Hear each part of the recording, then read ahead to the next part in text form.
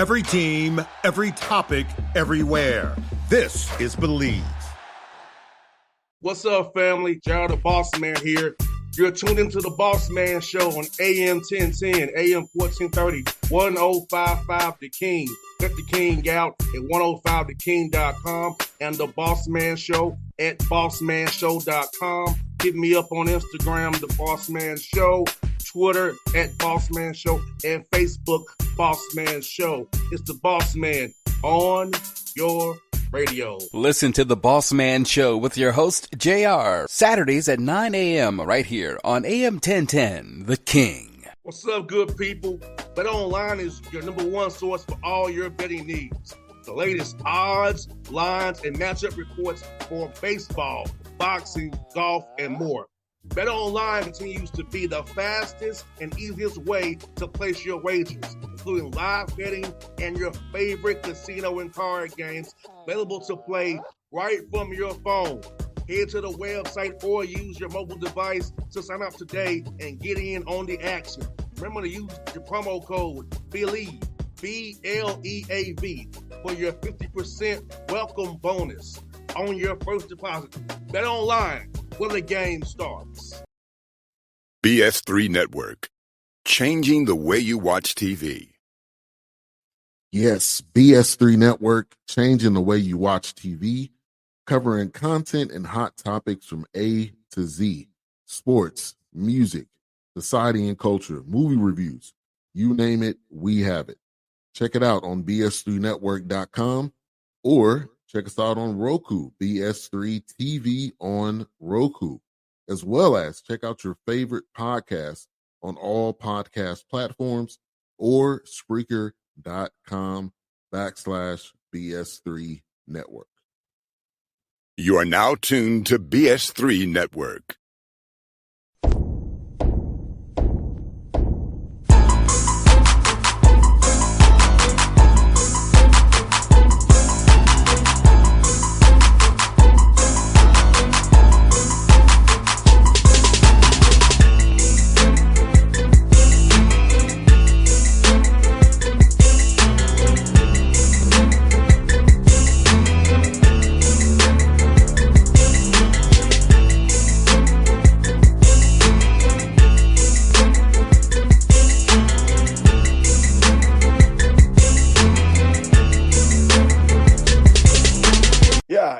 It's just been an interesting year for us. I think we were really optimistic about our team coming into the season, and I think early on it was kind of playing out that way. And we knew going in that it was going to be a little unlikely that we were going to have Tyree Iheanacho. We kind of took him back with the idea that he was probably going to have to sit out, and we were good with that.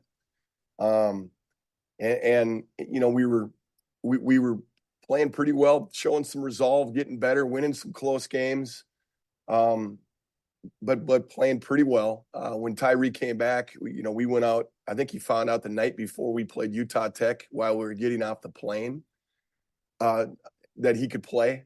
Kind of based on all the court stuff that went on. And we played fantastic there. We went on the road. We went from there to Lincoln, and we played awesome in Nebraska. Now we lost the game, but we had a 10-point lead at Nebraska, and really playing well. We went home for Christmas break, and we had an ice storm up here when guys were trying to get back. And ice storms are rare up here in January, in December, just because usually the temperature doesn't allow rain.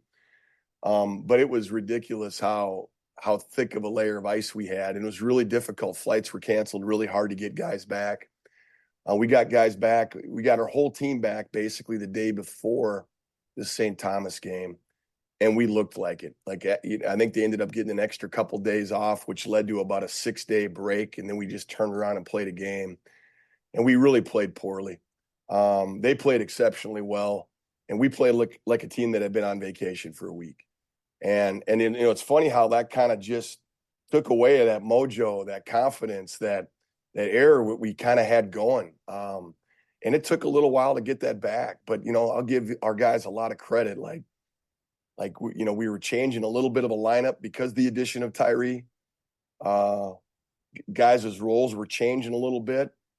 We knew that we could have a team that would be better than the team that we had before Christmas, but we had to get back to that point. And sometimes it's really easy for players, for student athletes, when it's all of a sudden change and it's not going right and not going perfect, to kind of give up on that or start having some bad attitudes or just start making it about the wrong stuff. And man, our guys just kept on working for the right stuff. And I think it was at Omaha. We didn't play awesome in Omaha. We competed, but we just didn't play awesome. And then the switch kind of turned going into Kansas City, where all of a sudden we got a little swagger back. We got a little confidence back, and guys started defending better, showing more resolve. The thing in those 6 losses where we had double-digit leads in a lot of those losses in a row, but we didn't have a lot of resolve when teams made runs on us. And when team would make a run on us, we just didn't respond. And really, every game since then, I think we've had leads, and we've been able to manage to keep those leads. We've showed the resolve when we get a 10-point, 12-point lead at Kansas City or wherever it might be, at home against Oral Roberts or whoever it might have been. We just didn't allow a team to make a run to get back up on us. And same as St. Thomas this last game. A team that beat us pretty handily at our place, that's playing really well. We managed to take the lead kind of midway through that first half, and we never gave it up. And they tried making some runs because they're the kind of program that just doesn't give up. Like, they just keep fighting you. And I thought our guys showed a lot of resolve on the road in a tough environment to pull that one out. So it's fun to see the guys playing better. It's fun to see them playing with some confidence. You just can't take it for granted. You got to keep having gratitude and be humble and not get so caught up thinking you got crap figured out, because we haven't got anything figured out. The biggest thing we've got right now is we got some guys competing and really enjoying the competition. And Coach gets coach about close games you play, because you and I both know you really can't put on the practice and produce the practice. You get to learn this with live action, with referees and crowds and another color against you. So try to get them to execute and be calm, clear, connected when it's getting crazy, or they're making a run at you, throwing a haymaker, when late pressure, to execute the play you call, or the defensive call, whatever it is. Know your assignments, whether we far ahead, we slipping, or we weaken, what we're doing defensively. To know that in that what's most critical and crucial, and not fold. Yeah, we call it FIO, kind of figure it out. And in a sense, it's you like to think throughout practice, you're putting guys in situations where they've got to figure things out. It's really interesting. This last game, I think we were up 11 or 12 on St. Thomas, and they cut it down to 3 in a matter of about a minute and a half. And we didn't call a timeout. You kind of felt good about what we were doing. We just had a few things that maybe didn't break our way. But again, you have some trust in your guys, because you could call a timeout and you could give them. But at the end of the day, those are the guys on the floor. They're the ones seeing it, feeling it, having to go through it and make the decisions. So it's fun to see them respond. And it's boy, I tell you, what is that? It's experience. It's having belief in what we're doing, not just, because there's a lot of times you're playing a team a second time, or there's enough film out now. Plays are plays, and sometimes they work, but it's what do you do after the play? You might put a quick entry in or a quick set in, and a lot of times that's going to get guarded, but what's going to happen after that? And then defensively, there's going to be breakdowns. There's going to be guys that get caught, out of position. So there's emergency help, emergency switch. There's rotations that take place. And what I was so impressed with our guys, the other night, was just their ability to FIO, just to figure it out. And we had switches, and they re-switched when they could. And there's just a lot of different things going on. And those are things that help you win games. And they're things that a lot of times they go a little bit unseen. I mean, I think we had Eli King down for 6 steals in that St. Thomas game. Now, I think they charted him for 4, but when we went back and watched it, he clearly had 6 steals. And so many of them were just being in the right spot, allowing his positioning to be so where he could have an impact on his man and the ball, and then still and maybe get a touch on it or get a deflection on it. And it's things like that where you're so connected and engaged with what's going on away from the ball that you're really making an impact and changing the game. And, 6 steals changes the game. A few of those went out to run out. I mean, I think he had 2 run out dunks on him. And so it's just, those are things on the defensive side that you can't measure that. And as a coach, you can do your job. And as a staff, we do our job preparation wise, but it's players out there making plays, man. And it's, as a coach, sometimes you get too much credit when you win and you get too much credit when you lose. And at the end of the day, it's the guys on the floor that really have the largest impact. And I've been really proud of the guys and resilience and resolve we've shown. And that's something we've been good at here. That stretch we weren't, but going into that stretch and coming out of that stretch where we lost some games in a row, they were really good at that resolve and making those kind of plays in those environments. So it's, hopefully we can keep that going. And Coach, I know you had some tough years during that COVID years, man, and then your guys bounced back. So talk about the administration just taking behind you, because in this business we live in, they'll just let you go quickly. But your administration let you get through those 3 rough COVID years and look at the payoff this year now with the talent you have on your roster, players on your roster. Talk about that piece of it, having support and understanding of what the situation was during those COVID years. Well, it's I'm telling you, like I've said this so many different times to people, like our administration, and it starts with our athletic director, Bill Chaves, but our president, Andy Armacost. College athletics is going through a lot of change, and what's been awesome is they've really recognized that in the last 3 years, like we've accelerated almost 20 years in this profession when it comes to what's going on.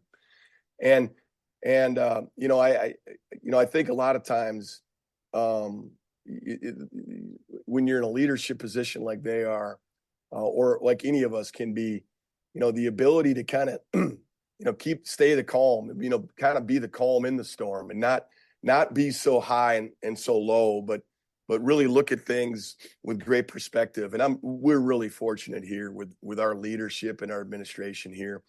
And then the work they're putting in around the scenes, behind the scenes, to improve through, the times that we're in right now with collectives and NILs and different things. Like here at North Dakota, we're trying to find our niche to how we fit in those things, because we're not a Power 5, right? We're a mid-major university in the Summit League. We're also Division I hockey in the NCHC, which are hockey teams, one of the top. I think the number 1 or right around there in the country right now. And then our football team's in a different league in the Valley.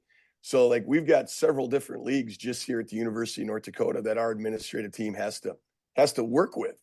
And so throughout COVID, you're dealing with those things and different rules and regulations. And then you're coming off of that. And then you've also got all the different things going on our campus with your own sports teams. And athletics is tough and people get fired. And that's the reality of it. Good coaches get fired. I'm really blessed that we've got an administrative team that kind of saw, through a lot of things that, hey, we've had a difficult stretch. We've lost some guys throughout the portal. We've gained some guys throughout the portal. I think we're trying to find our niche a little bit of how we have to do it here.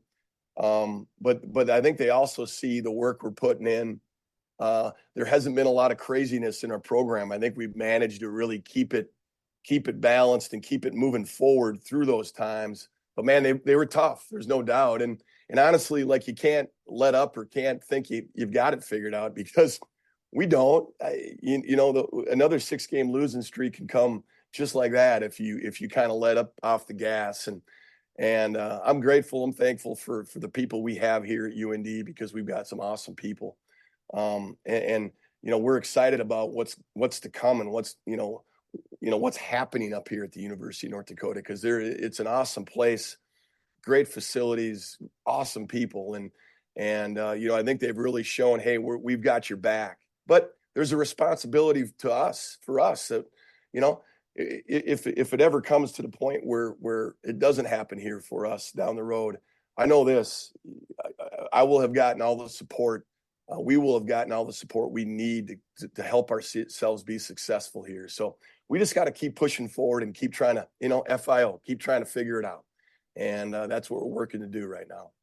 No doubt, Coach. No doubt, man. And for you, Coach, how cool was it to go on the road and in non-league get wins at a Utah Tech, at a WAC school, or specific, a WCC school, which they were probably right above the Summit League. So how cool was that to go on the road with your team in non-league play and just get those wins out there and show your team you can go on the road and win tough environments and tough games? I think you said it. I think just, getting – because we talk a lot about it's not who, where, or when we play. It's how you play. You're going to have road games. You're going to have home games. You're going to have neutral court games. I think times people get wrapped up in where you're playing.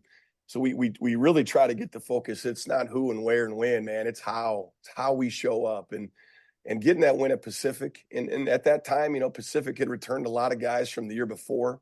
And I know they've kind of had some struggles, but that was a team that went in and won a Pac-12 game right out of the gate. Pacific did. So that was a really good win for us. And I just got a lot of respect for the coaches at Utah Tech and what they do. And I know they've had a lot of turnover, but we went out there and just played awesome at their place. And it's great road wins. And anytime you can get on the road and get a win, it's awesome. But, again, these conference road games are, to go into Kansas City and get a win there, I got so much respect there for those guys. And you gotta go in there like a grown man. Otherwise, you're going to get sent home like a little kid because they play very hard and they get after you on the glass. And the team like St. Thomas just hasn't lost much at their place. I think they got beaten overtime on a last-second shot by South Dakota State. But outside of that, they don't lose it. They haven't lost much at their house this year. So to go get those wins in conference play are great for us. And it puts us in a position where maybe we can be playing for something here down this stretch. But next up, USD down at South Dakota. And I know they're going to be ready to play. And we've got an awesome opportunity with that game and to try to keep this thing going. And Coach is going to make you laugh.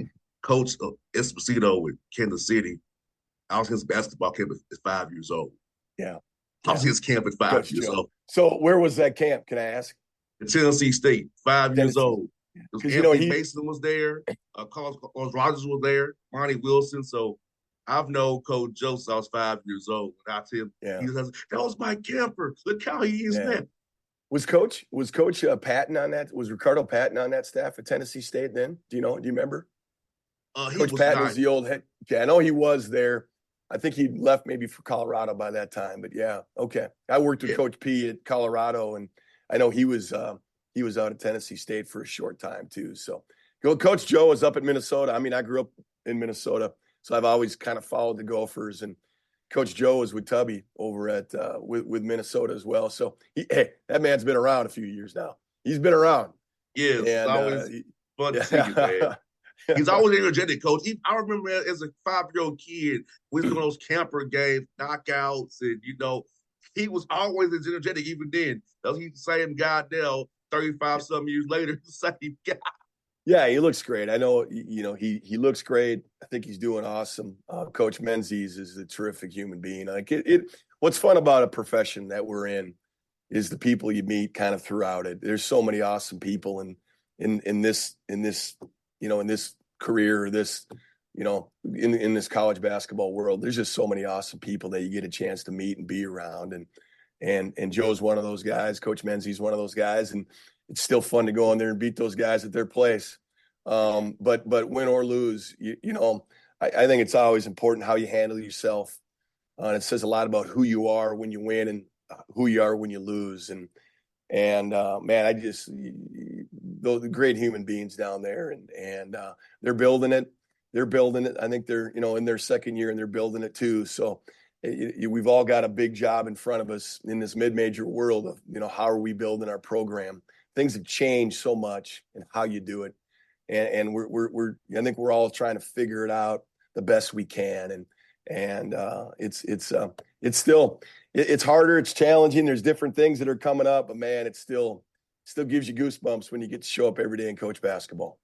You're so right, Coach. And for me, man, my career didn't work out the way I wanted it to work out, but being able to be around the game and as a young kid, being a 4-year-old kid, going to basketball camp with QB Brown, even, who's still 90 years old doing his thing. He's still doing games. Yeah. He lives in Atlanta. Now I see him. He's so happy to see me because he knew I was in camp with him as a 4-year-old. It just for us a young kid, basketball's been put in front of me by some great minds.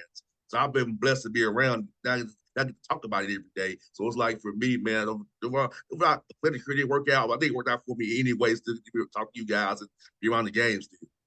Yeah, absolutely. No, it's like you said, there's a lot of awesome people you get a chance to meet through this profession, and I've been blessed that way, no doubt. And coach, for you, man, let me ask you this, man. As you all grow, man, and keep doing your thing, man, through the rest of the year, talk about getting better each day and wanting to peak at the right time, similarly tournament time, because you don't want to peak too early. So how talk about trying to pace your guys, you better every day to know that it really counts when it comes to that similarly tournament here at the end of the conference year. Boy, that's $1 million question, isn't it? I think, what's too much, what's enough. I think a lot of it is kind of how you work, how you communicate and work with your guys throughout the ups and downs. You can lose a team as quickly, in a day, depending on kind of how you come about and bring your day as a coach. So I think it's really important, as the head coach to kind of keep a demeanor that's a little more consistent with what you do and some balance to it. Right now from a practice standpoint, we had Sunday off.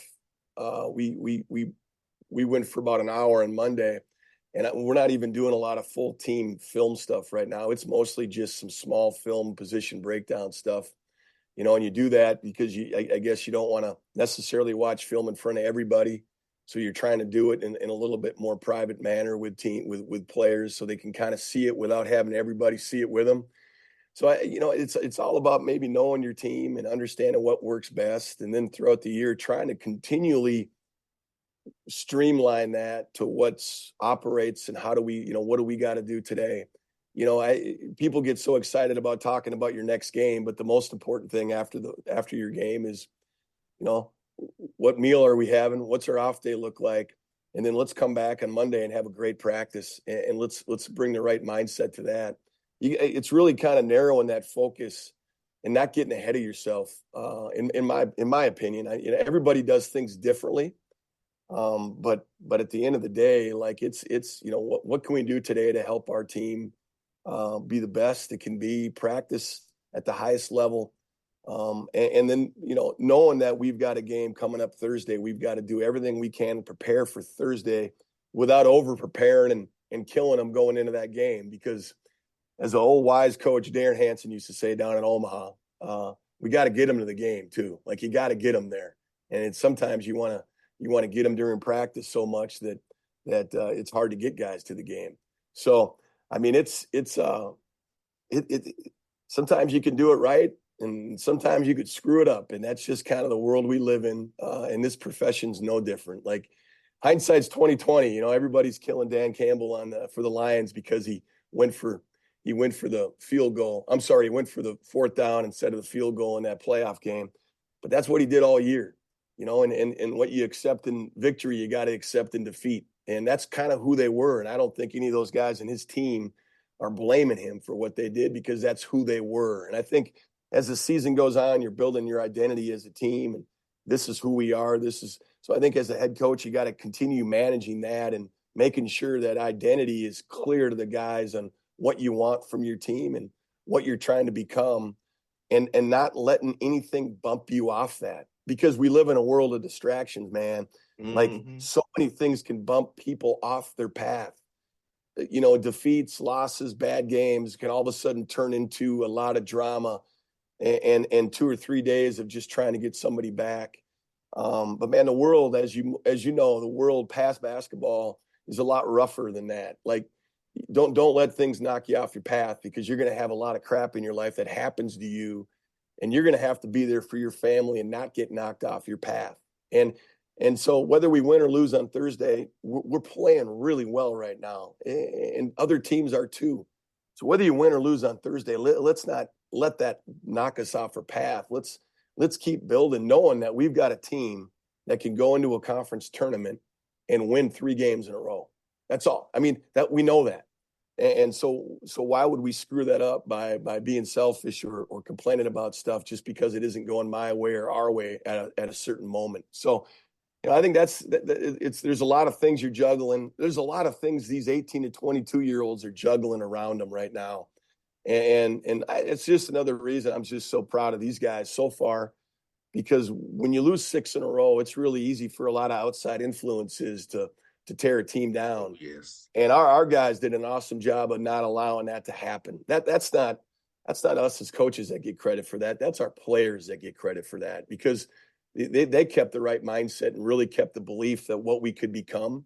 And I'm not saying it was perfect and easy, but I'm telling you that they did an awesome job of keeping their mind right, knowing that we're there. We're close. We've shown glimpses of it. We just got to get back to the way we were. And then honestly, with the addition of Tyree, we knew that we could take another step. And I think we have. BJ Omat's playing awesome right now. We've just got our big guy, Amar Kujolovich, is just playing awesome right now. And we got other guys that are really finding that. They're finding it. And as we can keep getting everybody to that spot, you can be playing your best late. And that's what you want. In the mid-major level, when you're in a one-bid league, as we are right now, you want to be playing your best. It doesn't matter where you finish in the league. If you're playing the best in the league, you can make a run. And that's what we're hoping for.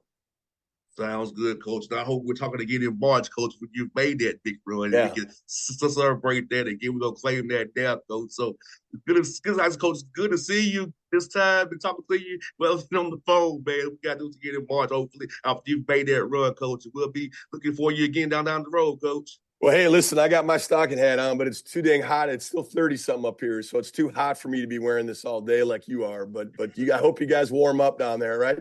Y'all need to toughen up a little bit more. All right. Thanks for having me. I really appreciate it. Thanks, Coach. It was fun chat with you again, man. Thanks. Take care. All right. Bye-bye. BS3 Network. Changing the way you watch TV. Yes, BS3 Network, changing the way you watch TV, covering content and hot topics from A to Z, sports, music, society and culture, movie reviews. You name it, we have it. Check it out on bs3network.com or check us out on Roku, BS3 TV on Roku, as well as check out your favorite podcasts on all podcast platforms or Spreaker.com/BS3 Network. You are now tuned to BS3 Network. What's up, good people? Bet Online is your number one source for all your betting needs. The latest odds, lines, and matchup reports for baseball, boxing, golf, and more. Bet Online continues to be the fastest and easiest way to place your wagers, including live betting and your favorite casino and card games available to play right from your phone. Head to the website or use your mobile device to sign up today and get in on the action. Remember to use your promo code BELIEVE, BLEAV, for your 50% welcome bonus on your first deposit. Bet Online, where the game starts. What's up, family? Jared the Bossman here. You're tuned into the Bossman Show on AM 1010, AM 1430, 1055 The King. Check The King out at 105theking.com and the Bossman Show at bossmanshow.com. Hit me up on Instagram, The Bossman Show, Twitter at Bossman Show, and Facebook, Bossman Show. It's the Bossman on your radio. Listen to The Bossman Show with your host, JR, Saturdays at 9 a.m. right here on AM 1010, The King.